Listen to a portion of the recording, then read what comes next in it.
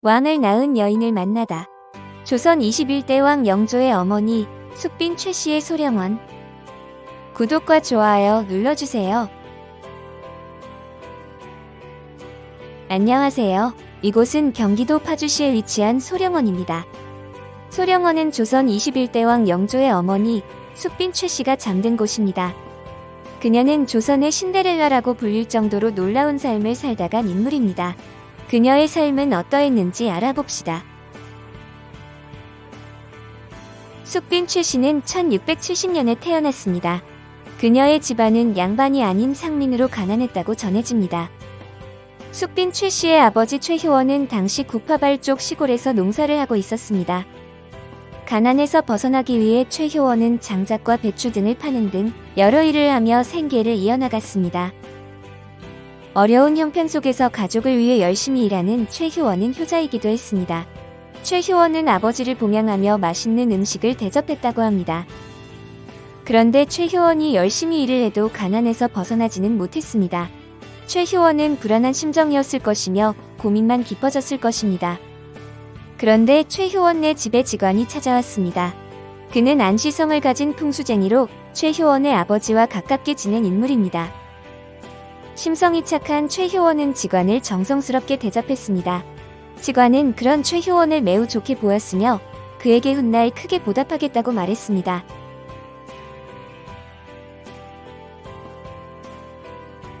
그렇게 시간이 흘러 최효원의 아버지는 세상을 떠났습니다. 장례식에서는 직원이 찾아왔으며 그에게 크게 보답하겠다는 약속을 지키러 왔습니다. 직원은 최효원의 아버지가 묻힐 자리를 정해주었습니다. 그 자리는 원래 직원 자신이 죽으면 묻힐 자리였으나 최효원을 위해 그 자리를 양보해준 것입니다. 결국 장례는 무사히 마칠 수 있었습니다. 최효원은 직원에게 크게 감사했으며 직원은 이 선친이 잠든 자리가 명당이라고 말했습니다. 직원은 최효원네 집안이 가난에서 벗어났으면 하는 마음에 명당 자리를 양보한 것 같네요. 직원은 최효원에게 선친이 묻힌 자리가 외손이 크게 된다고 예언했습니다. 최효원은 그 이야기에 매우 놀랐으며 직원은 최효원에게 딸이 있는 것을 알고는 한양으로 이사할 것을 권했습니다. 그렇게 최효원은 가족들과 함께 한양으로 이사했습니다. 힘겹게 오막살이를 하게 된 최효원은 매우 힘들게 일을 하며 음식을 장만했습니다. 그런데 그의 형편은 점점 어려워졌습니다. 음식을 제대로 장만하기도 어려워 죽만 먹어야 할 처지였던 것입니다. 이런 상황 속에서 최효원은 걱정이 가득할 뿐이었습니다. 그런데 마침 나라에서 궁녀를 뽑는다는 소식이 찾아왔습니다. 어려운 형편 속에서 자란 숙빈 최씨는 가족들을 위해 일을 할 필요가 있다고 생각했습니다. 숙빈 최씨는 아버지인 최효원을 찾아가 궁녀가 되겠다고 설득했습니다. 어려운 형편 속에서 최효원은 자신의 딸을 궁녀로 보내게 되니 마음이 아팠을 것입니다. 그렇게 숙빈 최씨는 가족들과 이별하며 궁녀가 되었습니다. 그녀는 중전이던 인현왕후를 모시는 일을 했습니다. 그녀는 중전이던 인현왕후를 정성스럽게 모셨으며 인현왕후도 숙빈 최씨를 좋게 보았습니다. 그러나 훗날 남인과 서인의 다툼에서 남인의 힘이 세지면서 희빈장씨가 왕비가 되었습니다. 그러면서 1689년에 서인이 지지하던 인현왕후는 패서인이 된 것입니다. 인현왕후가 패서인이 되어 사가로 쫓겨나게 되었습니다. 숙빈 최씨는 자신이 모시던 중전을 떠나보내게 되어 슬퍼했습니다.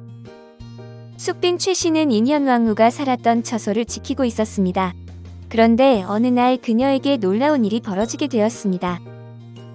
조선 19대 왕 숙종이 후원을 둘러보다가 인현왕후가 살던 처소에서 불빛을 발견한 것입니다. 처소의 작은 방에는 숙빈 최씨가 바느질을 하고 있었습니다. 방에 들어간 숙종은 그녀의 뒷모습이 매우 아름답게 느껴졌다고 전해집니다. 숙빈 최씨는 숙종을 보고는 크게 놀랐습니다. 숙종은 그녀를 진정시키고 누구인지 물었습니다. 숙종은 그녀의 모습을 보며 관심이 생겼던 것 같습니다. 그녀는 왕을 만난 것에 너무 긴장해서 고개를 숙였다고 전해집니다. 그런데 숙종은 그녀의 튼튼한 체격을 보고 좋은 감정을 느꼈던 것 같습니다. 그 뒤에도 숙빈 최씨와 숙종과의 만남은 계속 이어졌습니다.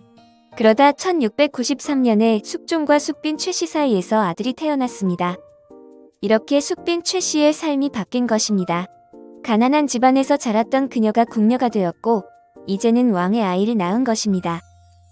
그런데 그 아들은 태어난 지 2달 만에 세상을 떠났습니다. 숙빈 최씨는 숙종의 아이를 임신했으니 후궁의 신분으로 올랐습니다. 왕의 후궁이 된 그녀의 삶은 어땠을까요? 당시 남인과 서인의 다툼이 치열했으니 숙빈 최씨의 생활도 행복하기는 힘들었을 것입니다. 그래서 숙빈 최씨는 자신을 지키기 위해 서인 세력과 손을 잡았습니다. 그렇게 1년 뒤 1694년에 숙종과 숙빈 최씨 사이에서 또 아들이 태어났습니다. 그 아들은 건강히 잘 자랐으며 연인군으로 책봉받았습니다. 건강한 왕자를 낳은 숙빈 최씨의 입지는 단단해졌습니다. 숙빈 최씨는 한양에 있는 가족들에게 물품을 보내주면서 그녀의 집안은 가난에서 벗어나게 되었습니다. 숙빈 최씨의 집안은 이제 편한 삶을 살게 되었습니다. 아마도 숙빈 최씨의 집안은 과거 직관이 양보해준 명당 덕분에 큰 행운이 찾아왔다고 느꼈을 것입니다. 이렇게 숙빈 최씨는 아들 연인군이 성인이 된 것을 보았습니다. 그녀의 말년이 어떠했는지에 대한 기록이 거의 없지만 안정된 삶을 살다 간 것으로 보입니다. 그녀는 1718년에 사망하였으며 당시 그녀의 나이는 49세였습니다. 훗날 연인군은 조선의 21대 왕이 되었습니다.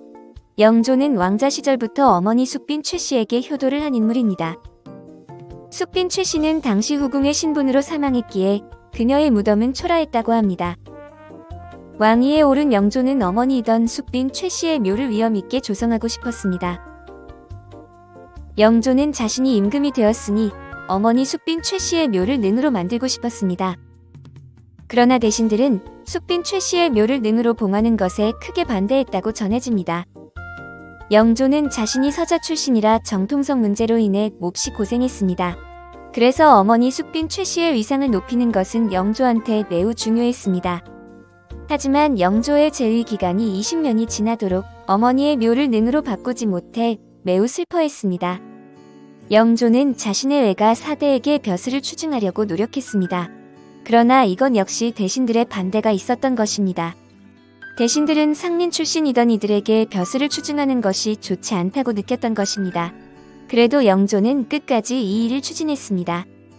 그래서 결국 외고조부부터 외조부에게 벼슬을 추증할 수 있었습니다. 그래서 놀랍게도 숙빈 최씨의 아버지 최효원은 영의정으로 추증이 되었습니다. 이후에도 영조는 어머니의 묘를 능으로 바꾸려고 노력했습니다.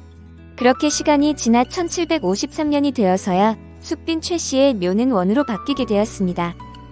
영조는 어머니의 산소를 능으로 못 바꾼 것을 슬퍼했습니다.